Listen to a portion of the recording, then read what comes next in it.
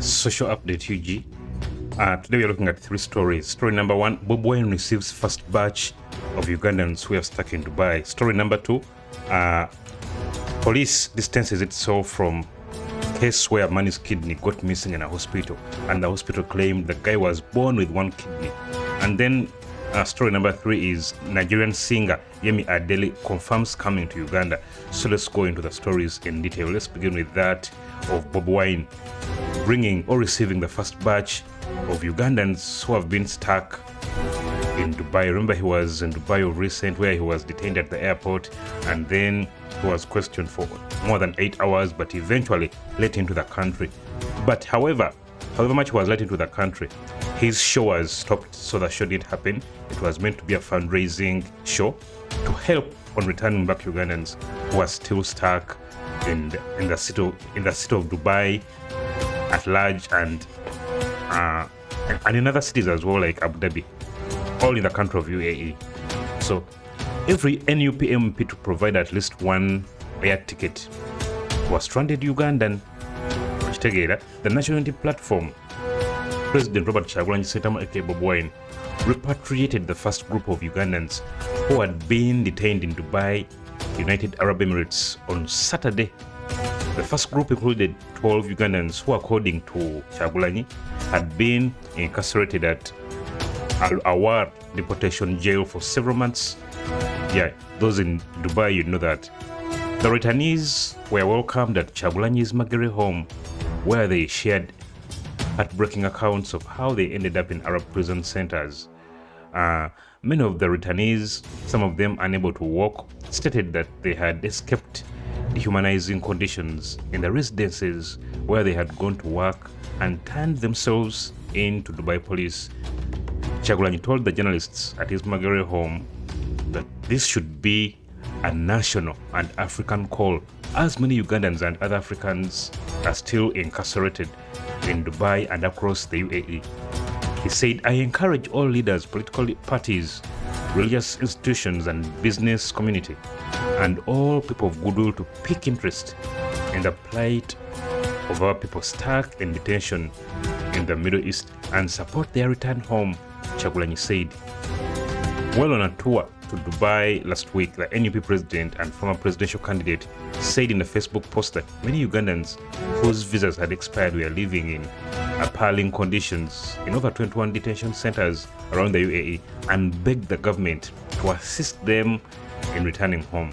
Kyagulanyi had come to Dubai for a charity concert, the earnings of which were to be used to purchase air tickets for stranded Ugandans and other nationals, but the concert was cancelled by Dubai officials for reasons not divulged. However, the NUP president, on the other hand, blamed Ugandan officials for his cancellation event, claiming that they influenced his hosts to cancel it. Following his return to Kampala after the failed concert, Kyagulanyi began a fundraising effort, urging Ugandans to donate any amount to help other countrymen and women incarcerated in the UAE, especially Dubai. After only 1 week, the drive seemed to have generated dividends. With the repatriation of the first 12 Ugandans, more batches are anticipated in the country soon, according to NUP Secretary General David Lewis Rubongwea. Kyagulanyi urged Ugandans with financial means to donate to their efforts and aid in the repatriation of more Ugandans and Africans. The NUP president disclosed that he had met with opposition leader Mathias Mpuuga and that they had decided that every NUP MP would provide at least 1 air ticket to a stranded Ugandan.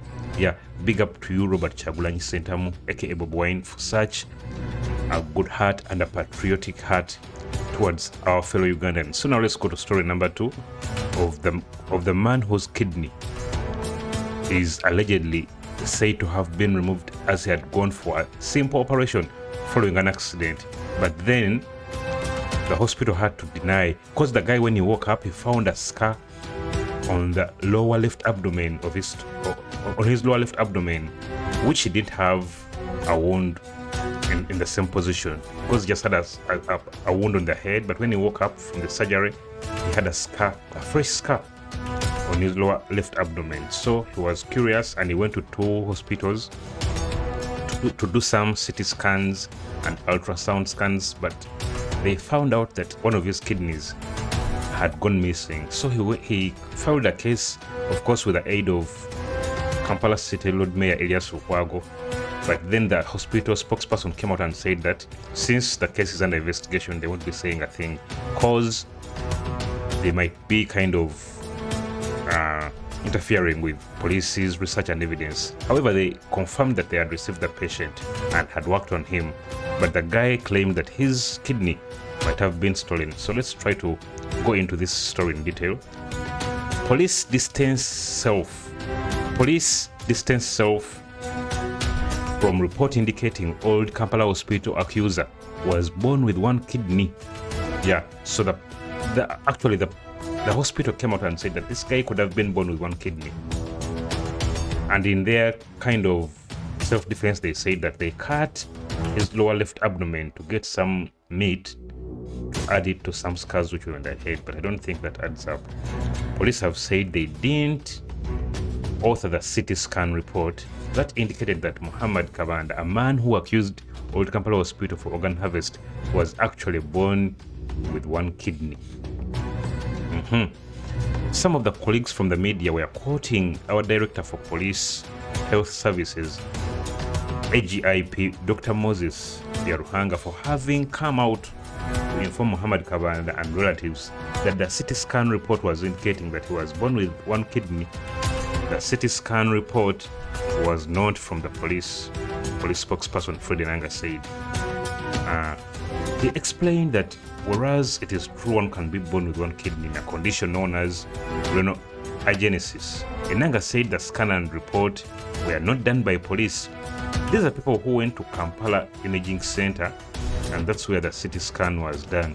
They were done with the report that they came with Director Health Services and helped them interpret it. He explained to them that the findings of the CT scan report, which were clearly indicating that Kabanda was born with one kidney, came to be witnessed by the people who were trying to look for them. However, it was an observation from specialists of Kampala Imaging Center.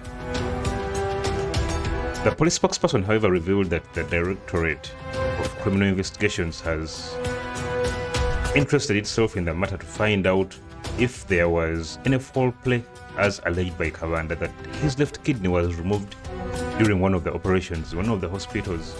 Enanga, however, noted that police will also wait to hear from another investigation by a team of experts from the Medical Council. They will come up with their findings at an opportune time, and we ask the media to try as much as possible to come up with factual findings. Let us not appear to be biased. The background of this story is last week Muhammad Kabanda, 25 years, a trader in St. Kudebe Market and a resident of Gangu village in Wakiso district, was paraded in Kampala Lord Mayor Elias Lukwago. As he said, he was astonished to find out that his left kidney was missing after being admitted to Old Kampala Hospital after sustaining a border accident.